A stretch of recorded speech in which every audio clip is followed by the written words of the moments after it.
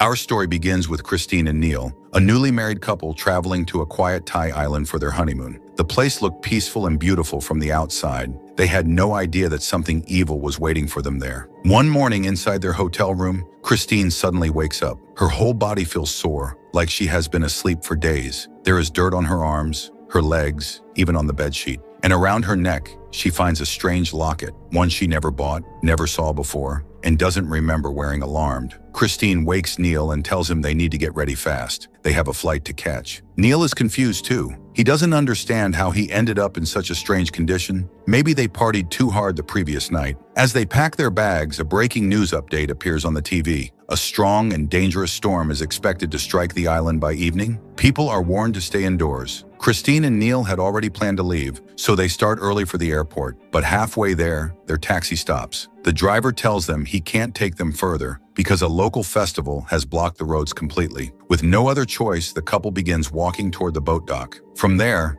they must take a boat to reach the main island airport. Just then, Christine remembers something terrible. She has forgotten her phone and her ID card in the hotel room. Without the ID, she cannot board the flight. A boat crew member tells them more boats will come after a few hours. They will have to wait, so Christine and Neil return to their hotel room to wait for the next boat. To pass time, Neil connects his phone to the TV and starts watching their trip videos. While scrolling, he finds a strange video, 2 hours long, something they never recorded. Confused and curious, he plays it.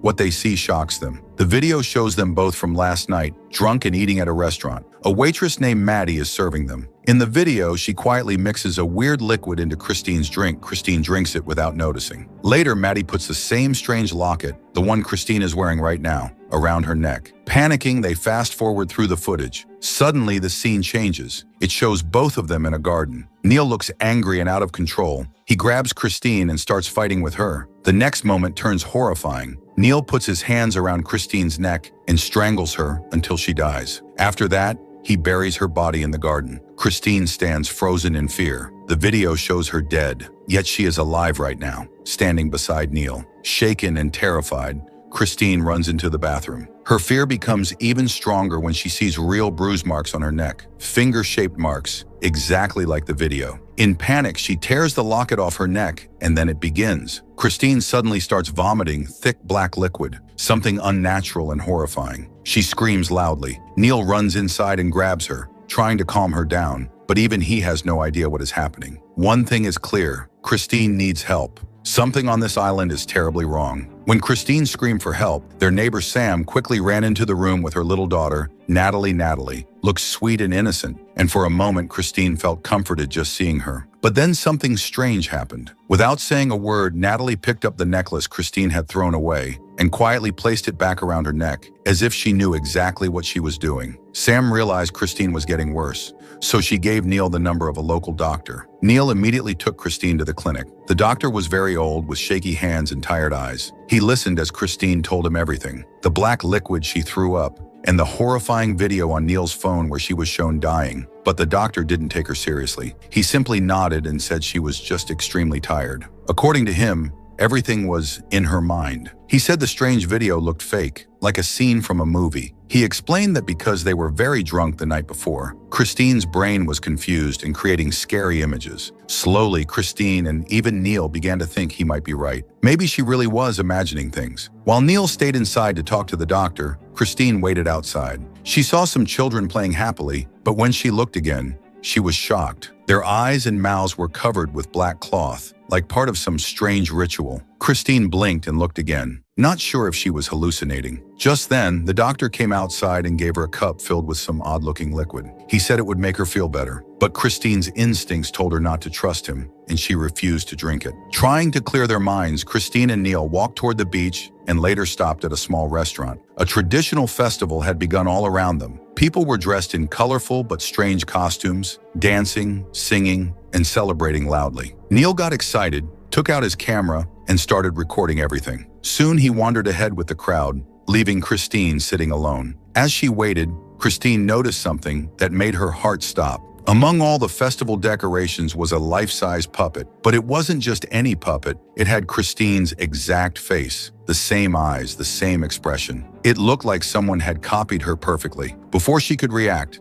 someone stole Neil's phone. Neil saw it and ran after the thief, Disappearing into the crowd, Christine, now alone and scared, felt sick again. She pulled off the necklace, and instantly her condition worsened. Thick black liquid poured from her mouth. She rushed into the restroom, where even stranger, slimy substances came out of her, things she didn't know were even possible. When she finally stumbled out, dizzy and weak, she realized she wasn't in the restaurant anymore. She had been taken somewhere else. She had been kidnapped. After a while, she woke up partially. A girl stood in front of her, black liquid dripping from her eyes like tears. The girl collected the liquid into a syringe. Then, with the help of the others, she injected that same liquid into Christine's body. Christine screamed in pain. Her vision turned blurry. She couldn't understand what was real and what was another nightmare. Meanwhile, Neil eventually found his stolen phone. But when he returned to the restaurant area, Christine was gone. He searched everywhere in panic. Hours later, he finally found her unconscious near their hotel. Terrified, he carried her inside. And that's when he noticed something chilling. The necklace she had removed was somehow back around her neck. When Christine woke up, she told Neil everything. How she was dragged away, how they injected something strange into her body, and how all of it seemed to start with one person, Maddie, the same waitress who had added something into Christine's drink on their first night. As they continued their journey, Christine and Neil stopped at a small shop run by a woman named Kanda. The shop was filled with eerie dolls, figures that looked like they belonged to ancient rituals. Curious and desperate for answers, they showed Kanda the mysterious locket and asked her about Maddie.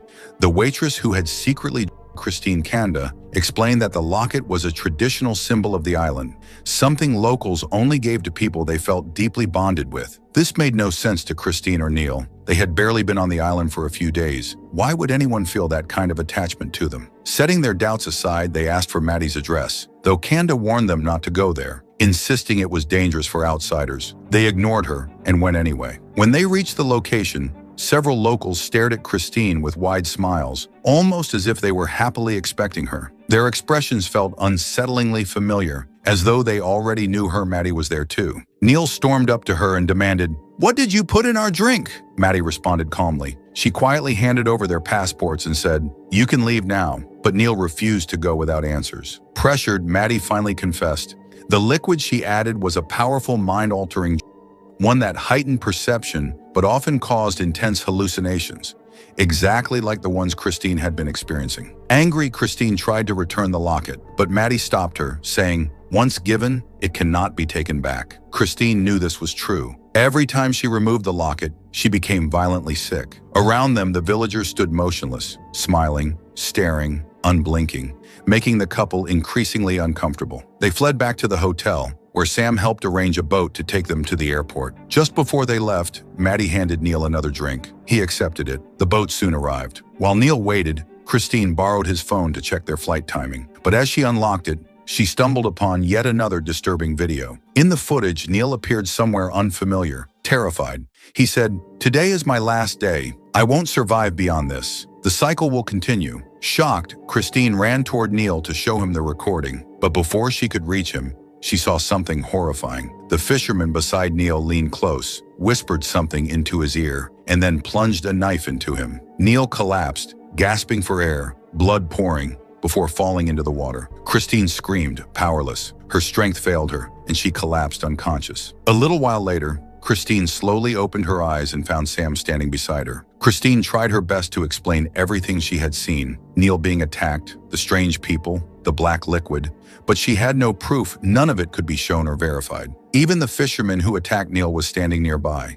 Yet Christine couldn't accuse him without evidence. She knew she would only sound confused and unstable. Still shaken, Christine walked straight to the lonely spot she remembered from the video, the place where she thought she saw Neil earlier. She kept shouting his name again and again. After a moment, she noticed something on the ground. When she got closer, she was horrified to see what looked like Neil's dead body, completely decomposed, as if he had been dead for many years. But soon her vision cleared, and she realized this was yet another hallucination. Just then, Sam arrived and handed Christine a phone. Neil was calling. Christine spoke to him, but the signal was very weak. His voice kept breaking, making it impossible for her to understand whether he was truly alive or if her mind was tricking her again. Feeling scared and helpless, Christine decided to return to the place where Maddie and the strange island people had gathered earlier. Sam agreed to drive her, but when they reached the location, the entire area was empty. Everyone had disappeared as if they had never been there. Sam walked off to search somewhere else, while Christine kept calling out for Neil.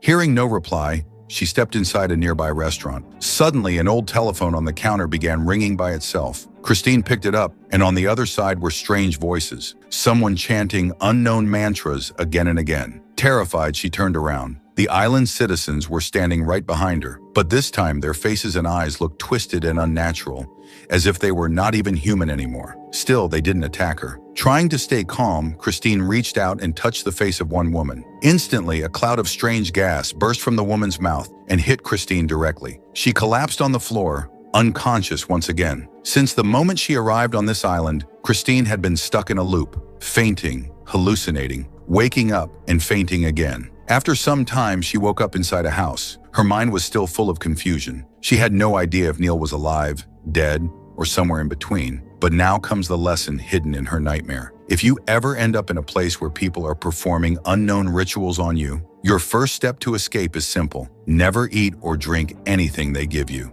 That's how all the danger begins. A single strange liquid can take control of your mind. And in Christine's case, once that mysterious drink entered her body, it spread through her system, causing intense hallucinations. The only real way to reduce the effect is to force the substance out by vomiting. If it doesn't happen naturally, you must trigger it manually by putting your fingers inside your mouth. That's the same method doctors use when someone consumes poison. They clear the stomach before the chemical can spread further. After that, wash your mouth, clean yourself, and escape as fast as possible. Run. Don't wait. But sadly, Christine and Neil never got that chance. When Christine woke up again, she felt sharp pain in her stomach. She ran to the bathroom and threw up repeatedly. Out of anger and fear, she tore the necklace off her neck. The moment she removed it, powerful visions filled her mind. She saw herself deep inside a forest. The same strange people surrounded her. They were performing a ritual on her body. Beside them was a bag. Inside it was a strange, horrifying creature. When the ritual ended, the group forcefully placed that creature inside Christine's body. She screamed in agony, but not one of them showed mercy. Why was this happening to her? Why was she chosen? The terrifying truth was about to come out. When Christine looked up and saw Sam standing in front of her, she immediately began asking the same question again and again. "Where is Neil? Where is my husband?" Sam gently reassured her, saying that Neil was safe, but he had gone away for a little while. The truth was that after watching the video showing him killing Christine, Neil became deeply scared. He started believing that under the influence of he might actually hurt Christine in real life. Out of fear and guilt, he stepped away for some time. Sam tried to calm her. "Everything you're seeing is just hallucination. You're extremely weak. Nothing is real." To help her, Sam took Christine back to the old doctor once more. The doctor examined Christine carefully. After a few minutes, he revealed something shocking. "You're pregnant." Christine froze. Just a couple of days earlier, she had visited the same doctor, and he had found absolutely no signs of pregnancy. How could she be pregnant now? And that too within only 2 days. None of this made sense. Then the doctor showed her an internal scan. What appeared on the screen horrified her. The fetus inside her did not look human. Its shape was twisted, unnatural, something impossible to explain. Overcome with fear, Christine ran out of the clinic. Not knowing where else to go, she rushed straight to Kanda. The only woman who seemed trustworthy, Kanda understood spiritual rituals and supernatural forces. Christine poured out everything, the hallucinations, the strange experiences, and how Neil had suddenly disappeared. Kanda already knew the truth, but had kept quiet to protect herself. Now she finally revealed the reality. Long ago, the island was home to an ancient tribe. These people practiced powerful rituals to protect their land from storms and natural disasters. Every year, they sacrificed one pregnant woman to keep the island safe. And the moment Christine and Neil arrived, the tribe chose them. That explained why they were. The tribe had mixed two different, one for Christine and one for Neil. Christine's drink caused extreme hallucinations, while Neil's destroyed his self-control completely, and everything unfolded exactly as intended. Under the influence of the Neil had actually killed Christine and buried her. But the Christine walking around now was neither truly alive nor truly dead. She was trapped between worlds, inside a spiritual realm created by the island's restless souls. The strange, distorted people she kept seeing were not living humans. They were spirits, and they believed that Christine's presence protected the island. They would never allow her to leave. As long as she wore the locket, she remained connected to their world. It was the only thing keeping her alive in this spiritual form, and also the only thing keeping her captive. Christine begged Kanda to help her find Neil. Once they found him, they would escape together. Kanda agreed, but she had one condition. Her own son was dying of cancer. If Christine survived and escaped, she must return the magical locket to Kanda so it could heal her child. Christine instantly agreed. But before they could plan anything, someone arrived outside. Christine quickly hid. It was the doctor. He confronted Kanda, and from his expression, it was clear. He knew Kanda had told Christine the truth. Without hesitation, he attacked her and killed her right there. Christine watched from her hiding spot, horrified. Now she knew the terrifying truth. The doctor wasn't just involved. He was one of the main people behind the ritual. Christine didn't waste a second. She grabbed a gun lying nearby and sprinted out of the house. As she ran down the road, she suddenly saw Sam, who quickly offered help, saying she had a car and could take Christine off the island. Desperate and exhausted, Christine trusted her and got inside. Natalie, Sam's daughter, was silently sitting in the back seat. After a few minutes of driving, Natalie slowly lifted her head and said in a soft voice, "Mom, this isn't the road to our home." Christine froze. That one sentence revealed everything. Sam wasn't taking her to safety. She was taking her somewhere else, somewhere dangerous. Christine turned to Natalie and asked gently, "Who is your real mother?" Natalie replied without emotion, "She went into the ground." And just like that, everything clicked. Sam was not a friend. She was part of the ritualistic tribe. She had been pretending all along. Sam finally dropped her mask and revealed the truth. The spiritual rituals of the island had healed people for centuries. Christine couldn't get pregnant before, but on this island, she suddenly could. Sam herself once had deadly cancer, and the powers on the island cured her completely, but those powers always demanded a sacrifice. Sam said, "When the spirits give you something, they must take something in return." That's the balance. Christine realized she had made a terrible mistake by trusting her. Without hesitating, she tightened her seatbelt, pulled out the gun, and shot Sam directly. Sam died instantly. The car swerved violently and crashed into the woods, injured and barely conscious. Christine crawled out of the wreckage. She now understood one thing very clearly. She had to escape this island. No matter what, she stumbled into the forest and kept running. But the tribe members, those same spiritual beings she had seen again and again, reached her. They captured her easily. Before she could fight, they knocked her unconscious. When Christine opened her eyes again, she was tied to a wooden pillar at the ritual ground, the place where everything would end. Everyone was there. Maddie, the doctor, the villagers. Even Sam's body had been brought back. Everyone she met since arriving on the island, they were all part of the same dark ritual. Christine suddenly realized the truth. They were preparing to sacrifice her. She needed to find Neil. She needed to survive. She needed to escape. But her mind began clouding again. Visions poured in like waves. She couldn't tell if what she saw was real or hallucinated. In one vision, she and Neil were sitting peacefully on the beach the day they first arrived. They talked about starting a family. Even though Christine couldn't become pregnant, they promised they would adopt a child and build a happy life. That memory felt warm and safe, so different from the nightmare she was trapped in now. Determined to live,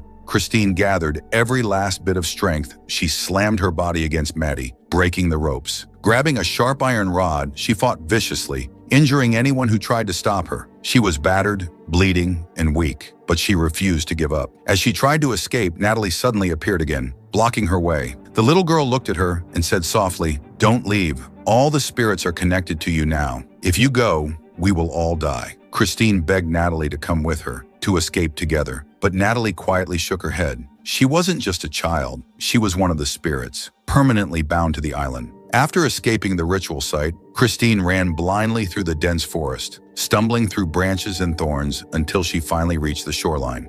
Without wasting a second, she pushed a small abandoned boat into the water and climbed in. She didn't look back. She just kept rowing, away from the island, away from the people, away from the nightmare. Eventually, she drifted deep into the ocean, completely separated from the spiritual forces that controlled the island. For the first time, she felt a strange sense of freedom. She had escaped, or so it seemed. The next morning, the scene cuts back to the island, and the sight is horrifying. A massive storm has ripped through everything. Houses lie in ruins, trees are shattered, and many of the island's people are dead. The entire place looks like it has been swallowed by destruction, and this devastation had a reason. Every year, the islanders performed a ritual, sacrificing a pregnant woman to keep the spirits calm and protect the land from disasters. But this year, the ritual failed because Christine escaped. With no sacrifice, the spirits unleashed their fury. The island paid the price. Meanwhile, Christine's lonely boat floats in the middle of the endless ocean.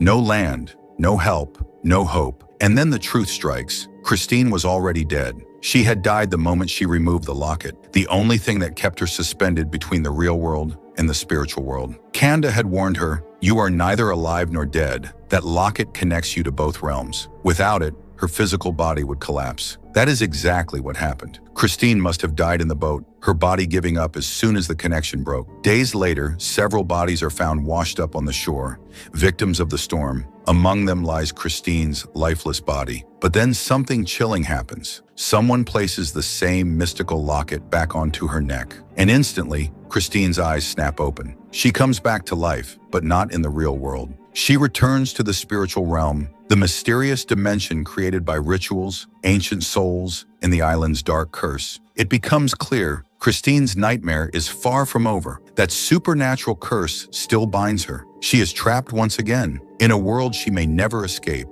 And with that, this strange, haunting tale comes to an end.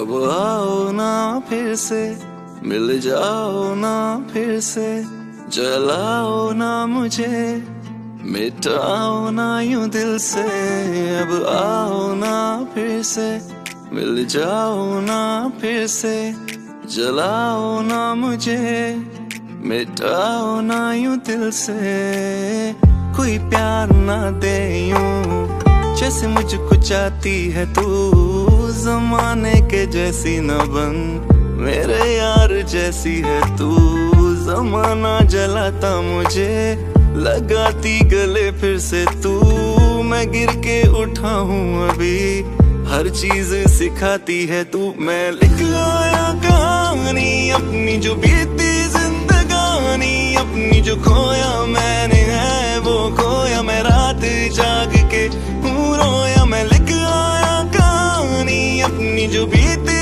जिंदगानी अपनी जो खोया मैंने है वो खोया मैं रात जाग के हूँ रोया रोया रोया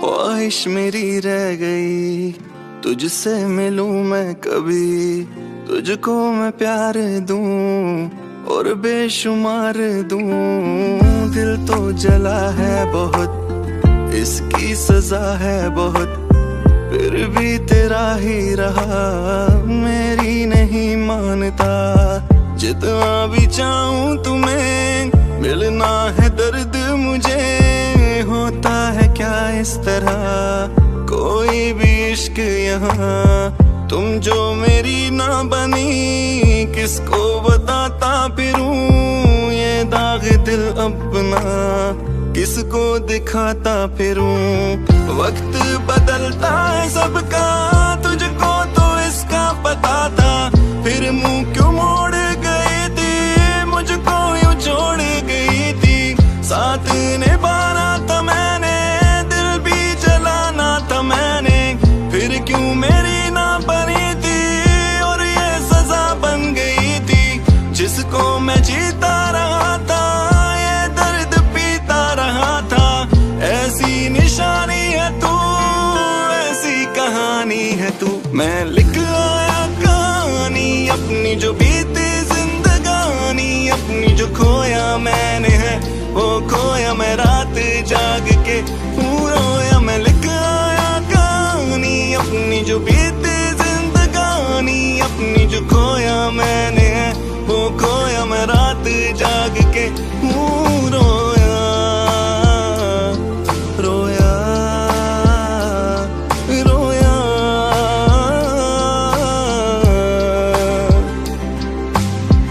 अब इसके पार है तेरा मेरा ठिकाना अब इसके पार है, तेरा मेरा ठिकाना अब इसके पार है, फिर तुझसे दिल लगाना अब इसके पार है।